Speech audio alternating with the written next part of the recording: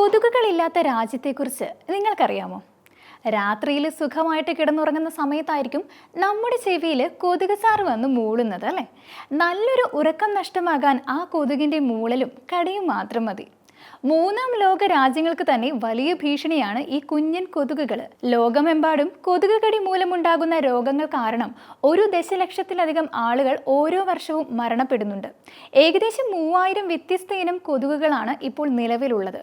കൊതുകില്ലാത്ത ഒരു രാജ്യത്ത് ജീവിക്കാൻ കഴിഞ്ഞിരുന്നെങ്കിൽ എന്ന് ഒരു തവണ പോലും ചിന്തിക്കാത്തവരായിട്ട് ആരും കാണില്ല അല്ലേ? എന്നാൽ അങ്ങനെ ഒരു സ്ഥലം പോലും ഇല്ല എന്നായിരിക്കും പലരും ഇപ്പോൾ ചിന്തിക്കുന്നത്. എന്നാൽ അങ്ങനെ ഒരു സ്ഥലമുണ്ട് കേട്ടോ. എവിടെയാണെന്നല്ലേ?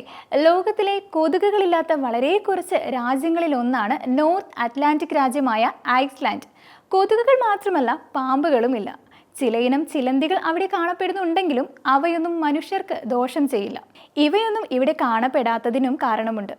കൊതുകിനെയും ചെള്ളിനെയും പാമ്പിനെയും അകറ്റുന്നത് തണുപ്പാണ് എന്നാണ് പൊതുവെയുള്ള വിശ്വാസം. കൊതുകുകൾക്ക് ആർട്ടിക് ശൈത്യകാലത്തെ പോലെ കുറഞ്ഞ താപനിലയെ നേരിടാൻ കഴിയുമെങ്കിലും ഐസ്ലാൻഡ് കാലാവസ്ഥയുമായിട്ട് പൊരുത്തപ്പെടാനായിട്ട് അവയ്ക്ക് കഴിയാറില്ല.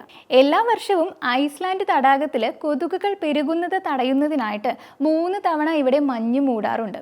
ലൈംഗിക പക്വത കൈവരിക്കുന്നതിന് മുൻപ് തന്നെ അടുത്ത വലിയ മഞ്ഞുകാലം ഉണ്ടാകും. ഇതോടെ വെള്ളം തണുത്ത് ഉറയുന്നത് കൊതുകുകളുടെ പ്രജനനത്തെ ബാധിക്കുന്നുണ്ട്. ഇതുമാത്രമല്ല, ഐസ്ലാൻഡിലെ ജലത്തിൻ്റെയും മണ്ണിൻ്റെയും പൊതുവായിട്ടുള്ള ആവാസ വ്യവസ്ഥയുടെ രാസഘടന കൊതുകുകളുടെ ജീവിതത്തെ പിന്തുണയ്ക്കുന്നില്ല എന്നതാണ് മറ്റൊരു കണ്ടെത്തൽ. ഐസ്ലാൻഡിന് പുറമെ അന്റാർട്ടിക്കയിലും കൊതുകുകളില്ല കേട്ടോ. കൊതുകുകളില്ലെങ്കിലും ആഗോള താപനത്തിന്റെ പാർശ്വഫലം എന്ന നിലയിൽ മുൻപ് കണ്ടിട്ടില്ലാത്ത നിരവധി പ്രാണികളെ രാജ്യത്ത് അടുത്തിടെയായിട്ട് കാണപ്പെടുന്നുണ്ട് എന്നും പറയുന്നുണ്ട്. ഒരുപക്ഷെ ആഗോള താപനം നിയന്ത്രണ വിധേയമാക്കിയില്ലെങ്കിൽ ഭാവിയിൽ എപ്പോഴെങ്കിലും കൊതുകുകളും രാജ്യത്ത് അധിവസിച്ചേക്കാം.